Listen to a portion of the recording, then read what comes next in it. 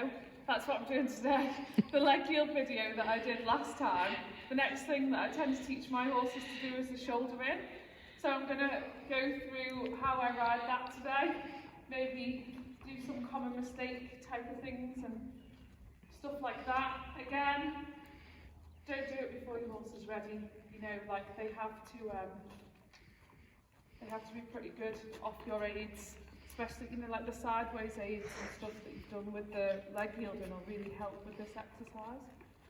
So first of all, what I'll do is I'll just walk down and show you, talk through what a shoulder in is and what it should look like. So obviously you always start teaching the horses in the walk as well. That gives you and them more time to think. My personal preference, by the way.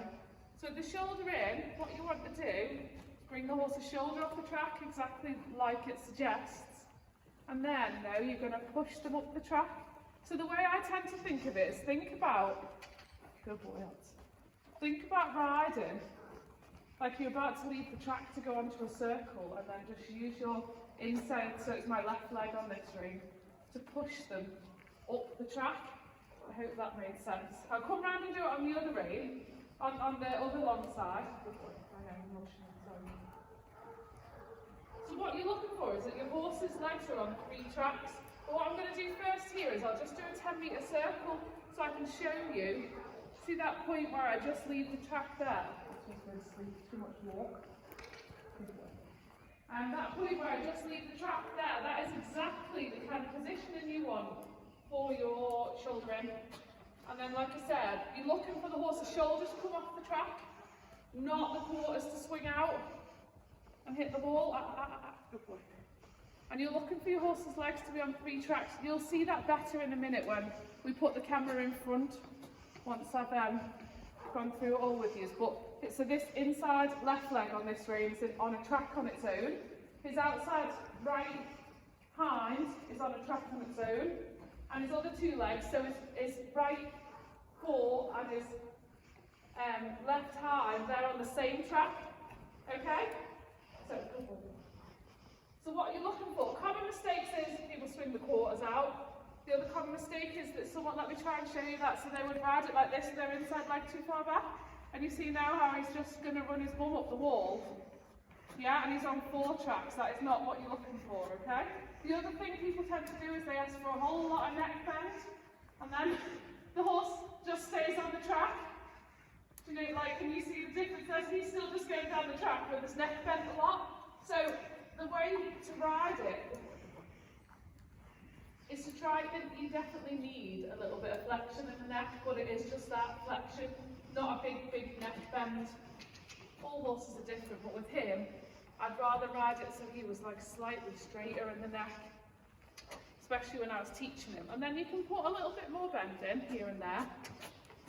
So you see that his neck is fairly straight. Like he looks like he's really looking around to the left because I've brought his shoulders in off the track. And then I just use this left leg. That's it. Every time this leg comes off the floor, I just think push it down the school, down the school. I hope that makes sense to you guys. So, okay, so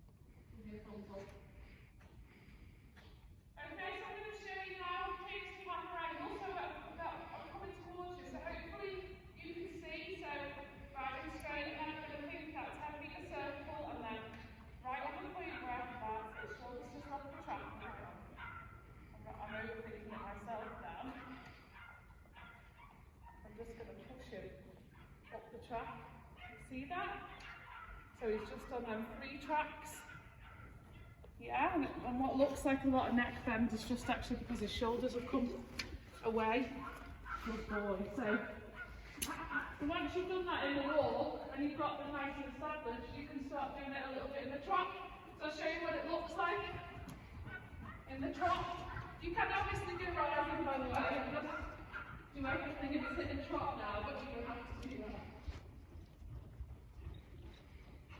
But it's just a very simple thing. I'll put you a little 10-metre circle in to start with. So again, you can just see that, like this point there. Okay? It's quite a good idea to ride a circle before it, because it kind of gets them settled in the right and the inside flexion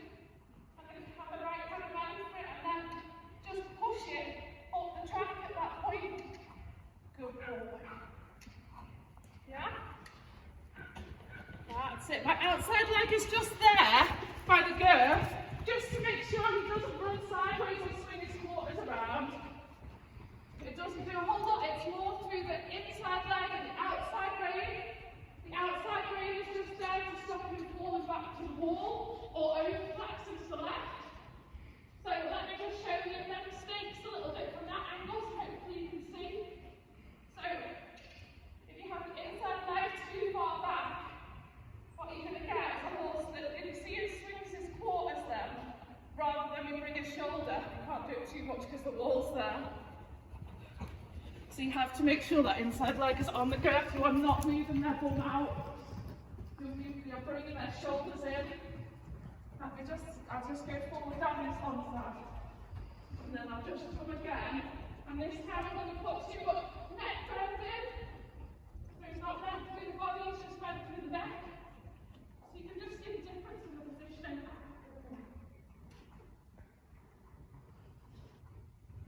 You see what happens then?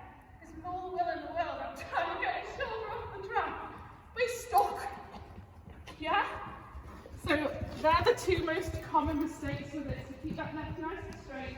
I'll write it another time for you. Or two. Outside rein, just hold it in place. Little half hold on it if you need to. That's it. So here we just start running and going down on the forehand a little bit. I'll half hold it with the outside rein just to keep him. So he doesn't just fall on his shoulders while he's doing it. That's it, little bit of flexion. Good, forward.